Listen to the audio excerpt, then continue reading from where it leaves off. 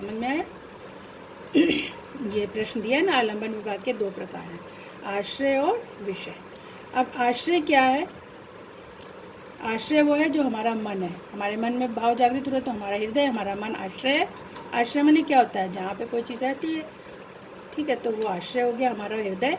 और विषय क्या हो गया? सांप, क्योंकि सांप को ही देखकर, सांप वो चीज़ है जिसकी वजह से हमारे हृदय में भय जागृत हुआ, तो सांप विषय हो गया और आश्रय हमारा हृदय हो गया, ठीक, क्योंकि हमारे हृदय में वो भाव है। समझ में? अब आता है आपका दूसरा विभाव का। पहला कारण आलम्बन हो गया, आलम्ब के 2 भाव हो गए, आलम्बन के 2 प्रकार हो गए, आश्रय और विषय, ठीक है। अब आश्रय हमारा हृदय और विषय जो है वो वस्तु है जिसको देख के भाव उत्पन्न हो रहा है। अब उसके बाद आता है उद्दीपन, विभाव का दूसरा प्रकार है उद्दीपन विभाव। आश्रय के मन में उत्पन्न हुए स्थायी भाव को और तीव्र करने वाले विषय को, बाहरी चेष्टाओं को उद्दीपन विभाव कहते हैं। उद्दीपन विभाव क्या होता है? जिससे हमारे भाव और तीव्र हो रहे हैं। उद्दीपन माने होता है तीव्रता। तो यानी आश्रय हमारा मन है, हमारे मन में जो भाव आ रहा है वो तेज हो रहा है। क्यों तेज हो रहा है? किसके कारण हो रहा है? अब जैसे उदाहरण देख लीजिए, सांप की फुफकार के कारण। हमने सांप देखा, सांप विषय हो गया हमारा। विषय माने कि जिसकी वजह से हमारे भाव जागृत हुआ है हमारे मन में, तो जिससे हमारे मन में डर जागृत हुआ है, भय जागृत हुआ है, तो हमारा स्थायी भाव जागृत हो गया भय। आलम्बन यानी सांप हो गया, आलम्बन वो वस्तु हो गई जिसको देख के हुआ। आश्रय हमारा हृदय हो गया जिसमें भय जागृत हुआ, और विषय क्या हो गया? सांप हो गया। अब उद्दीपन विभाव क्या? सांप की फुफकार। सांप की फुफकार क्यों? क्योंकि वो फुफकार रहा है बैठ के, तो हमारे मन में भय और क्या हो रहा है? तीव्र हो रहा है। हमारा मन का भय और बढ़ रहा है। उसकी बाहरी चेष्टा, जो ये सांप, उसकी बाहरी चेष्टा क्या है? कि वो फुफकार रहा है, तो उससे हमारे मन में जो भय का भाव है और उद्दीप्त हो रहा है। उद्दीप्त माने और तीव्र हो रहा है, तो वो हो गया उद्दीपन विभाव, ठीक है। शारीरिक चेष्टाओं से उद्दीप्त होता है जो हमारा भाव, उसको हम उद्दीपन विभाव कहते हैं, ठीक। अब ये तो हो गया आपका ये। अब तीसरा आपका क्या है? अनुभाव। पहला आपने स्थायी भाव समझ लिया, दूसरा विभाव के 2 प्रकार हैं, आलम्बन और उद्दीपन। आलम्बन के भी 2 प्रकार हैं, आश्रय और विषय, और फिर उद्दीपन हो गया, ठीक है। अब तीसरा आता है अनुभाव। अनुभाव आपका क्या हो गया? अनुभाव जो होते हैं वो 4 प्रकार के होते हैं, ठीक। ये आपका अनुभाव क्या होते हैं? 4 प्रकार के होते हैं। अनु माने क्या होता है? आपको इसमें अनु का भी प्रश्न दिया हुआ है। ये देखिए, अनुभाव से आप क्या समझते हैं? स्पष्ट कीजिए, ठीक है। अनु का अर्थ है पीछे, अर्थात बाद में।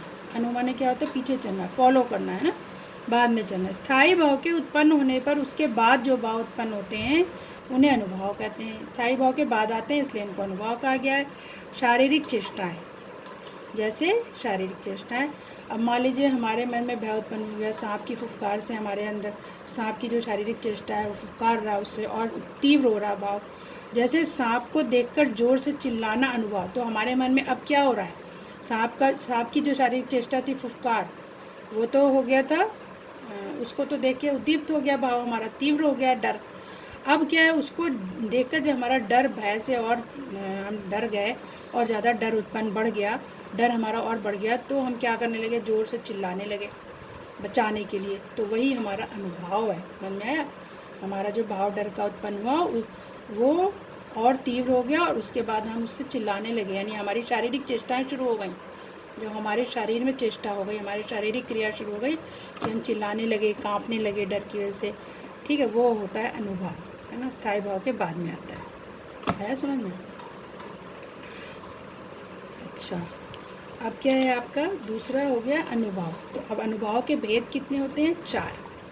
अनुभाव कितने प्रकार के होते हैं? 4 प्रकार के। जो हमारे शरीर में चेष्टाएँ होती हैं डर की वजह तीव्र होने पर, वो 4 हो गए, कायिक, मानसिक, सात्विक और आहार। कायिक माने होता है शारीरिक, काया माने शरीर होता है, तो उसी से कायिक बन गया। अंगों की चेष्टाएँ, जैसे अभी हमने चिल्लाना शुरू कर दिया, ये सब हो गया। दूसरा हो गया मानसिक, जैसे मन में हमारे डर और बढ़ गया, बहुत ज़्यादा डर के मारे, मतलब हमारी आवाज़ नहीं निकल रही, मन में बहुत डर बढ़ गया, वो मानसिक है अनुभाव, ठीक है। बहुत से लोग नहीं चिल्लाते हैं, सिर्फ मन ही मन एकदम डर जाते हैं। सात्विक, सात्विक माने होता है एकदम से स्तब्ध हो जाना, पसीना आना, रोमांच होना, डर के मारे बोल ना पाना, कांपना, आंसू निकलना। बहुत से लोग कुछ नहीं कर पाते, बोल ही नहीं पाते डर के मारे। बहुत से लोग एकदम से हैरान, स्तब्ध हो जाते हैं, चुप हो जाते हैं, डर के मारे पसीना आ गया किसी को एकदम से भय से रोमांच हो गया, रोएं एकदम खड़े हो जाते हैं शरीर के, कांपने लगते हैं डर के मारे लोग, आंसू निकलने लगते हैं। ये सब आपका सात्विक अनुभव है। आहार्य अनुभव, इसके बाद चौथा है आहार्य अनुभव। आहार्य अनुभव में क्या होता है, मन भावों के अनुसार अलग अलग तरह की क्रिया करना। अर्थात जो हमारे मन में डर है तो डर के अनुसार क्रिया नहीं हो रही है, हमारे मन में कुछ और क्रिया हो जाए। जैसे अगर हम डर गए हैं तो डर का जो भाव आ रहा है वो उससे हमारी क्रिया अलग होकर होने लगे, कुछ और हम करने लगे, तो उसी को कहते हैं आहार्य। ठीक, मन और भाव के अनुसार अलग अलग तरह की क्रिया करना। यानी कभी हम भागने की कोशिश करें, कभी हम नीचे बैठने की कोशिश करें, कभी कुछ रोने की कोशिश, इस तरह की जो अलग तरह की क्रियाएं हो जाएं मन और भाव के अनुसार, उसको हम आहार्य कहते हैं। ठीक, तो ये हो गया अनुभव। अब आपका ये हो गया चारों अंग, समझे। एक अंग और है इसका, ये आपने ये अंग जो पढ़े थे, है ना, जो आपने अंग पढ़े थे इसमें स्थायी भाव, विभाव, अनुभव पढ़ा दिया। अब बच गया आपका संचारी या व्यभिचारी भाव, चौथा अंग बच गया। तो संचारी भाव भी अब आप देखिए, संचारी भाव ये आपका, संचारी भाव कितने प्रकार के होते हैं। संचारी माने क्या होता है, जो बदलना। संचार माने होता है मूवमेंट, परिवर्तन। तो संचारी भाव क्या होते हैं, बदलते रहते हैं। ठीक है, संचारी भाव जो होते हैं वो बदलते रहते हैं। इनकी संख्या कुल 33 मानी गई है। और इधर देखिए, व्यभिचारी भाव को संचारी भाव क्यों कहते हैं, व्यभिचारी भाव को संचारी भाव क्यों कहते हैं, क्योंकि ये बदलते रहते हैं, है ना। असली नाम इनका व्यभिचारी भाव, लेकिन इनको संचारी भी कहते हैं। क्यों, क्योंकि ये हमेशा बदलते रहते हैं, भाव स्थिर नहीं रहते हैं। स्थायी या मुख्य भाव के साथ ये हमेशा परिवर्तित होते रहते हैं, ये हमेशा बदलते रहते हैं। इनकी वजह से कभी कभी स्थायी भाव और तीव्र हो जाते हैं, ये कभी कभी स्थायी भाव को भी तीव्र कर देते हैं। यहाँ पे है ये, इनकी संख्या जो है 33 होती है। इनमें शंका, निद्रा, मद, गर्व, आलस, दीनता, चपलता, आवेश, हर्ष, विषाद, उत्सुकता, उग्रता, त्रास, चिंता, मोह, स्मृति, धैर्य, लज्जा इत्यादि हैं।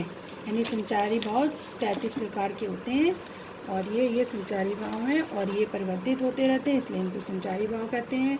और कभी कभी ये स्थायी भाव को और तीव्र कर देते हैं।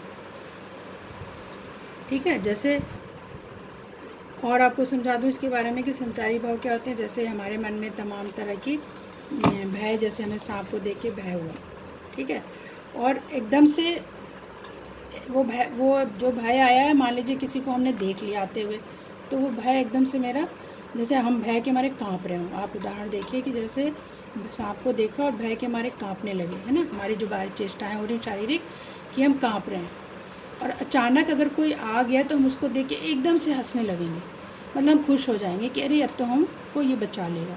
इस तरह के भाव आते हैं ना जब बदल बदल के। ठीक है, तो इस तरह के भावों को हम संचारी भाव कहते हैं। तो आपको समझ में आ गया होगा कि रस के अंग कितने हैं, चार अंग हैं, वो चारों आपको समझा दिए। अब आता है रस के प्रकार। रस के प्रकार 11 होते हैं, और इनके स्थायी भाव भी 11 होते हैं। जैसे श्रृंगार रस, हास्य रस, करुण रस, वीर रस, रौद्र रस, भयानक रस, अद्भुत रस, शांत रस, वात्सल्य रस, भक्ति रस और विभत्स रस। देखिए, भक्ति रस और वात्सल्य रस ये दो बाद में शामिल किए गए, पहले 9 रस थे।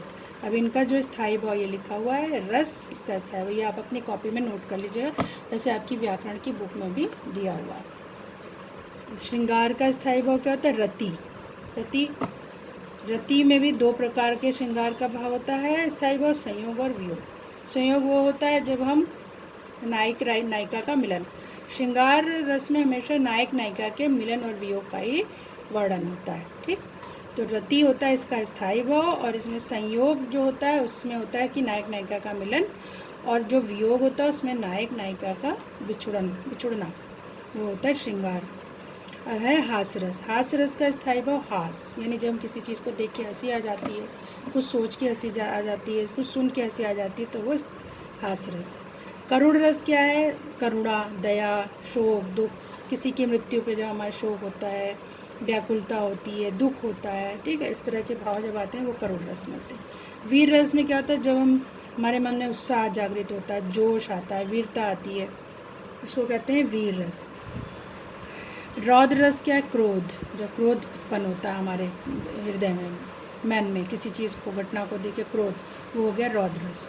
भयानक रस का स्थायी भाव भय है, ठीक है, किसी चीज़ को देख के भय उत्पन्न हो। अद्भुत रस जो होता है उसका स्थायी भाव होता है विस्मय, नहीं, हमारे मन में जब विस्मय, हैरानी, ये सब उत्पन्न हो तो वो अद्भुत रस होता है। कोई वैसी चीज़ देख लें जिसको देख के हैरानी हो रही हो, है ना। शांत रस क्या होता है? निर्वेद, शांत मतलब कि जो दीन दुनिया से परे, एकदम अलग अपनी दुनिया में, मतलब जैसे सन्यासी लोग होते हैं, उनको कोई मतलब नहीं होता, शांत रस, शांत होते हैं, है ना, उस तरह का इसका स्थायी भाव होता है निर्वेद। अब आपका आता है वात्सल रस। वात्सल रस ये बाद में जोड़ा गया, इसका स्थायी भाव है स्नेह और ममता, जैसे माता पिता का स्नेह, है ना, बच्चों का माता पिता के प्रति स्नेह, माता पिता का बच्चों के प्रति स्नेह, इसको कहते हैं वात्सल रस। जो हमारे बच्चों के प्रति, माता पिता के मन में स्नेह ममता जागृत होती है वो वात्सल्य रस में आती है। भक्ति रस यानी देव के प्रति भक्ति, जो ईश्वर के प्रति लीन होते हैं भक्ति में, उनको भक्ति रस कहते हैं। विभत्स रस क्या होता है? जुगुप्सा, ग्लानि, जैसे युद्ध में, मान लीजिए किसी युद्ध में